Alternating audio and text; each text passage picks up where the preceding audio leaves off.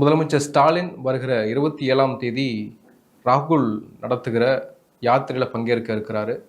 நேரடியாக பீகார் களத்துக்கு போறாரு ஸ்டாலின். இது என்ன ஒரு தாக்கத்தை ஏற்படுத்தும்னு நினைக்கிறீங்க?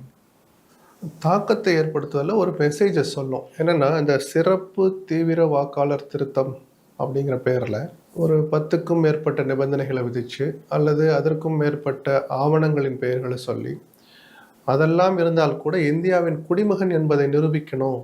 அப்போ தான் வாக்காளர் பட்டியலில் தொடர்ந்து இடம்பெற முடியும் அல்லது புதிதாக சேர்க்க முடியுன்ற ஒரு இதை கொண்டாந்ததுனால அது உச்சநீதிமன்றத்துடைய வழக்குக்கெல்லாம் போச்சு. உச்சநீதிமன்றமே ஆதாரை வைத்து நீங்கள் என்ரோல் பண்ணுங்கன்னு சொல்லிட்டாங்க. இந்த எஸ்ஐஆர் என்று சொல்லப்படுகிற அந்த தீவிர திருத்த திட்டம் பீகாரில் இப்போ தேர்தல் வர்றதுனால அங்கே லைம்லைட்டில் தெரியுது. அதை நாடு முழுக்க ஒவ்வொரு மாநிலமாக அமல்படுத்த, குறிப்பாக அடுத்து சட்டமன்ற தேர்தல் வர இருக்கிற கேரளா, தமிழ்நாடு, மேற்கு வங்கம் போன்ற மாநிலங்கள்லையும் அடுத்த கட்டமாக அதை கொண்டு வர போகிறாங்க. இப்போது ஒரு வாக்காளர் பட்டியலை திருத்துங்க, அதில் இறந்தவங்க பேரை எடுக்கிறது, 18 வயசு வந்தவனை புதுசாக சேர்க்கறதுங்கிறது காலங்காலமாக நடந்துட்டு இருக்கு. இப்படி யாரும் குய்யோ முறையோன்னு சத்தம் போடல. எதுக்காக இவ்வளோ தூரம் இது ஒரு பேசு பொருளாக மாறிச்சு? ஒரு பீதியும் பதட்டமும் ஏன் வந்துச்சு? ஒரு ஓட்டர் லிஸ்ட்டில் என் பேர் இருக்குது இல்லைங்கிறது இவ்வளோ பெரிய விஷயமாப்பான்னு சாதாரண நபர்களோட கேட்குற அளவுக்கு ஏன் இந்த நிலைமை வந்துச்சுன்னு பார்க்கணும்.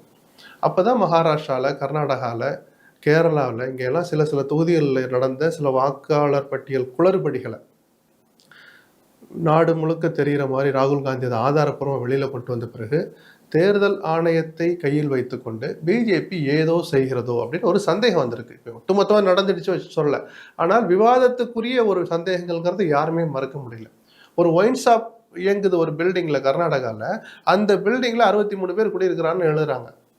நம்ம சாதாரணமாக நீங்கள் போய் ஒரு இடத்துல போய் நின்று பாருங்களேன், சார் என் பேர் நான் முதல்ல அயனாவரத்தில் இருந்தேன், இப்போ ஆழ்வார்பேட்டைக்கு வந்துட்டேன் அப்படின்னு சொன்னால் நம்மகிட்ட 1000 கேள்வி கேட்பாங்க. தேவையான கேள்வி தான். நமக்கு சலிப்பு ஏற்படுகிற அளவுக்கு முதல்ல அங்கே போய் அந்த பட்டியலிருந்து அயனாவரம் எந்த சட்டமன்ற தொகுதிக்குள்ளே வருதோ அங்கே இருந்த சட்டமன்ற தேர்தல் அதிகாரியை போய் பார்த்து, உங்களுடைய பெயர் இந்த பட்டியலேருந்து நீக்கப்பட்டுன்னு ஒரு சர்டிஃபிகேட் வாங்கிட்டு வந்து வந்தால் தான் இங்கே சேர்ப்போன்னு சொல்லுவாங்க.